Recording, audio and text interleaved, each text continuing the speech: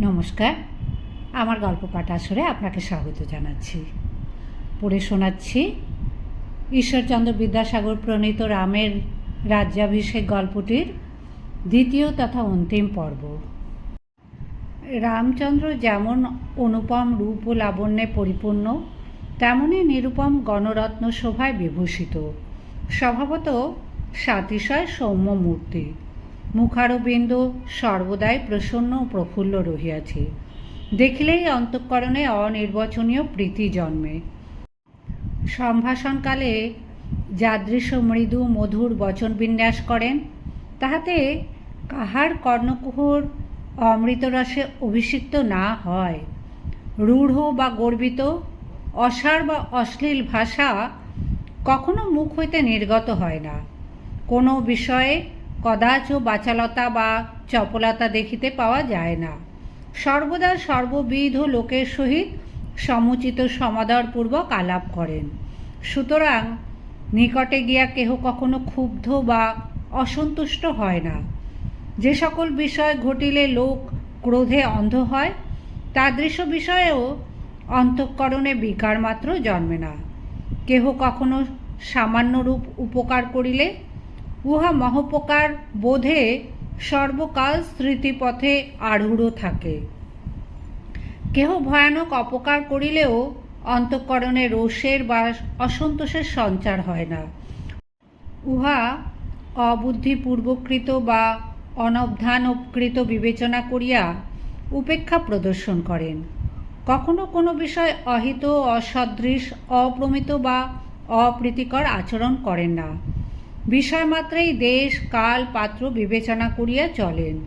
নিজ মুখে কখনো পরের গ্লানি করেন না। অন্যের মুখেও পরের গ্লানি শুনিতে ভালোবাসেন না।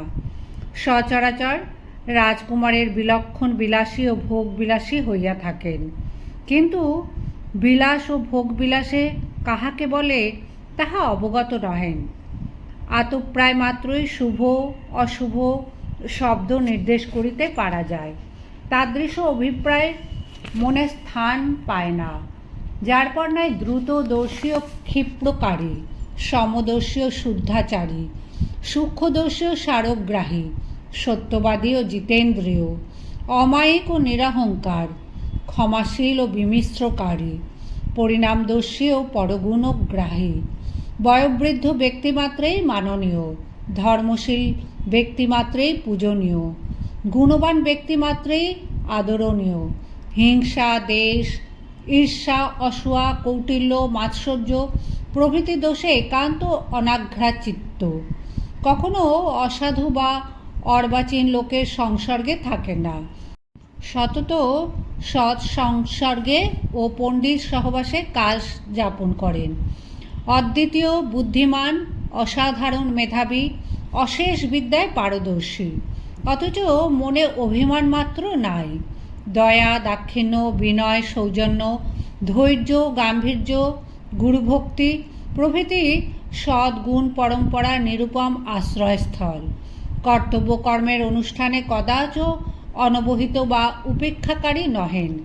হিতাহিত নিরূপণে, গুরুলঘু বিবেচনে ও স্বপর পরিদর্শনে অতি প্রবীণ। অন্যের অনিষ্টাপাত শ্রবণে অতিশয় দুঃখিত হন। অন্যের সুখ সমৃদ্ধি দর্শনে আহ্লাদে পুলকিত হন। ফলত তৎতুল্য পরসুখে সুখী ও পরদুঃখে দুঃখী কখনো দেখা যায় না। এতদ্ব্যতিরিক্ত অস্ত্রবিদ্যায় অদ্বিতীয় হইয়াছেন। বল, বিক্রম, সাহস, সংগ্রাম কৌশল প্রভৃতির কথা উল্লেখ করিবার প্রয়োজন নাই। তারকা নিধনে, হরকোদণ্ড খণ্ডনে ও জামদগ্ন দর্প দলনে তৎসমুদায় বিলক্ষণ পরীক্ষিত হইয়াছে।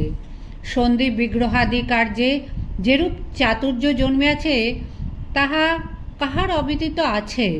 এইরূপ সর্বগুণ সম্পন্ন হইয়াও নিরতিশয় নম্র প্রকৃতি, ইহাতে তাহার অলৌকিক গুণ সমুদায়ের কি অনির্বচনীয় শোভা হইয়াছে। বিনয় সদ্গুণের শোভা সম্পাদন করে। এই চিরন্তনী কথা যথার্থ রূপে রামচন্দ্রে যেরূপে বর্তিয়াছে অন্যত্র কুত্রাপে সেরূপ লক্ষিত হয় না। মহারাজ, বলিতে গেলে ধৃষ্টতা প্রদর্শন হয়, কিন্তু না বলিয়া ক্ষান্ত থাকিতে পারিতেছি না। অপরাধ মার্জনা করিবেন, আপনার সৌভাগ্যের অবধি নাই। রামচন্দ্র সদৃশ পুত্র লাভ অল্প সৌভাগ্যের কথা নহে। আমরা অকপট হৃদয় বলিতেছি, আপনি রামচন্দ্রকে সিংহাসনে সন্নিবেশিত করিলে আমরা আন্তরিক পরিতোষ লাভ করিব। অধিকার কি বলিব, পরশ্রীকাতর পামরেরাও অসন্তোষ প্রকাশ করিবে না।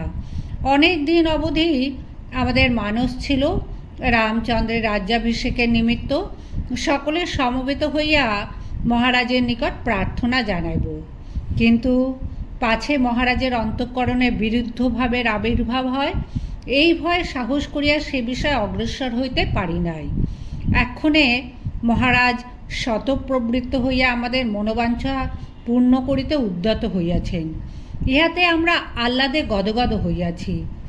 দিন নির্ধারিত করিয়া অভিষেক সংক্রান্ত আয়োজনের আদেশ প্রদান করিলেই চরিতার্থ হই। রামের রাজ্যাভিষেক বিষয়ে সভাস্থ সমস্ত লোকের ঈদৃশ আগ্রহ দর্শনে রাজা পরম পরিতোষ প্রাপ্ত হইলেন এবং আর কালাতিপাত করা অনুচিত বিবেচনা করিয়া পার্শ্বে উপবিষ্ট কুলপুরোহিত মহর্ষি বশিষ্ঠের দিকে দৃষ্টি সঞ্চারণ করিয়া কহিলেন, আপনি নিরীক্ষণ করিতেছেন যাবতীয় রাজমণ্ডল এবং পৌরগণ ও জানপদবর্গ অদ্যকার সভায় সমবেত হইয়াছেন। ইহারা এক বাক্য হইয়া রামের রাজ্যাভিষেক বিষয়ে সম্মতি প্রদান করিতেছেন। সকলেরই মানুষ তরায় কার্য সম্পন্ন হয়। অতএব বিবেচনা করিয়া বলুন, কোন দিন উপস্থিত ব্যাপার সমাধানের পক্ষে সর্বাংশে শুভ। বশিষ্ঠদেব কহিলেন, মহারাজ, আপনার অভিমত হইলে অদ্য অপরাহ্নে অধিবাস কল্লপ্রভাতে অভিষেক ক্রিয়া সম্পন্ন হইতে পারে। রাজা কহিলেন, তবে আর বিলম্বের প্রয়োজন নাই, তদুপযোগী আয়োজনের আদেশ প্রদান করুন।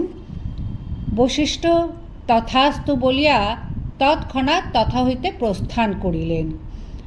রামচন্দ্র কি রাজগণ, কি পুরবাসীগণ, কি জানপদগণ সকলেরই সমান প্রিয় ছিলেন। তিনি কল্ল রাজা হইবেন, তাহার সমুদায় আয়োজন হইতে আরম্ভ হইল। ইহা দেখিয়া তাহারা যেন অমৃত হ্রদে অবগাহন করিলেন। তদীয় আনন্দ কোলাহলে সভামণ্ডল পরিপূরিত হইয়া উঠিল। কর্মচারীদিগের প্রতি অভিষেক সংক্রান্ত যাবতীয় আয়োজনের ভার প্রদান করিয়া বশিষ্ঠদেব সভামণ্ডপে প্রত্যাগত হইলে দশরথ স্বীয় সারথী মহামতি সুমন্ত্রের দিকে দৃষ্টি সঞ্চারণ করিয়া কহিলেন, বয়স্য, তুমি অবিলম্বে রামচন্দ্রকে একবার এই স্থানে উপস্থিত করো। সুমন্ত্র নরপতির আদেশ প্রাপ্তিমাত্র দ্রুত গমনে রামভবনে উপস্থিত হইলেন এবং রামের সম্মুখবর্তী হইয়া কহিলেন, মহারাজ আপনাকে স্মরণ করিয়াছেন। রামচন্দ্র আকর্ণন মাত্র সভাগমনের উপযোগী বেশভূষা সমাধান করিয়া সুমন্ত্র সমভিব্যাহারে নরপতি গোচরে উপস্থিত হইলেন এবং যথোপযুক্ত ভক্তিযোগ সহকারে পিতৃচরণে প্রণিপাত করিয়া কৃতাঞ্জলি পুটে দণ্ডায়মান রহিলেন। রাজা প্রাণাধিক প্রিয় পুত্রকে সমাগত দেখিয়া হর্ষোৎফুল্ল লোচনে আলিঙ্গন ও মুখচুম্বন করিলেন এবং পার্শ্বস্থিত মহার্ঘ আসনে উপবেশন করিতে বলিলেন। রাম উপবিষ্ট হইলে এবং অঞ্জলিবদ্ধ পূর্বক বিনীতভাবে আদেশ প্রতীক্ষায় পিতৃবদনে দৃষ্টি যোজনা করিয়া রহিলেন। কিয়ৎক্ষণ পরে নরপতি রামকে সম্বোধন করিয়া কহিতে লাগিলেন, বৎস, আমি দীর্ঘকাল প্রজাপালন কার্যে ব্যাপৃত আছি। এক্ষণে বৃদ্ধ ও অক্ষম হইয়াছি। জরার আবেশবশত আমার শরীরে আর এরূপ সামর্থ্য নাই যে অতঃপর আমার দ্বারা এ দুরূহ ব্যাপার সম্পন্ন হয়। সমস্ত রাজগণ ও যাবতীয় পৌরজন পদগণ সভায় সমবেত হইয়াছেন। সকলেরই একান্ত অভিলাষ তোমায় যৌবরাজ্যে অভিষিক্ত করিয়া আমি রাজকার্য হইতে অবসৃত হই। তদনুসারে স্থির করিয়াছি কল্লপ্রভাতে তোমার হস্তে সমস্ত সাম্রাজ্যের ভারার্পণ করিব। অধিবাসের ও অভিষেকের আয়োজনার্থ আদেশ প্রদত্ত হইয়াছে। অদ্য অপরাহ্নে অধিবাস। তুমি স্নান আহ্নিক সমাপন করিয়া পূত সংযত হইয়া থাকিবে। বৎস, আমার সকল সুখভোগ সম্পন্ন হইয়াছে। তোমার সিংহাসনে সন্নিবিষ্ট দেখিলেই জীবনযাত্রার সম্পূর্ণ ফল লাভ হয়। এই বলিয়া স্নেহ ভরে তদীয় মুখচন্দ্র চুম্বন করিয়া রাজা তাহাকে বিদায় দিলেন। রাম পিতার চরণ সরস্বী রুহে প্রণতি ও অনুমতি গ্রহণপূর্বক স্বভবনাভিমুখে প্রস্থান করিলেন। রাজাও সমবেত সর্বসাধারণ লোকদিগকে অপরাহ্নে অধিবাস দর্শনে নিমন্ত্রণ করিয়া সভাভঙ্গ করিলেন। রাম সভামণ্ডপ হইতে বহির্গত হইলে সর্বাগ্রে প্রাণাধিক লক্ষণের সহিত সাক্ষাৎ হইল। তিনি তাহাকে অভিষেক বৃত্তান্ত কহিয়া তৎসমভিব্যাহারে স্বীয় জননীর বাসভবনে প্রবেশ করিলেন। দেখিলেন কৌশল্যা, সুমিত্রা, সীতা তিনজনে একাসনে উপবিষ্ট হইয়া হৃষ্ট মনে কথোপকথন করিতেছেন। সন্নিহিত হইয়া রাম মাতা ও বিমাতার চরণে প্রণাম করিলেন এবং কৌশল্যাকে সম্ভাষণ করিয়া বলিলেন, মাতো, পিতা কহিলেন কল্লপ্রাতে আমায় প্রজা পালন কার্যে নিযুক্ত করিবেন। অধিবাসের ও অভিষেকের আয়োজন হইতেছে। অদ্য অপরাহ্নে অধিবাস। অতএব সে বিষয়ের যে কিছু ইতিকর্তব্যতা থাকে তাহার উদ্যোগ করো। এই সংবাদ শুনিয়া কৌশল্যার আর আহ্লাদের সীমা রহিল না।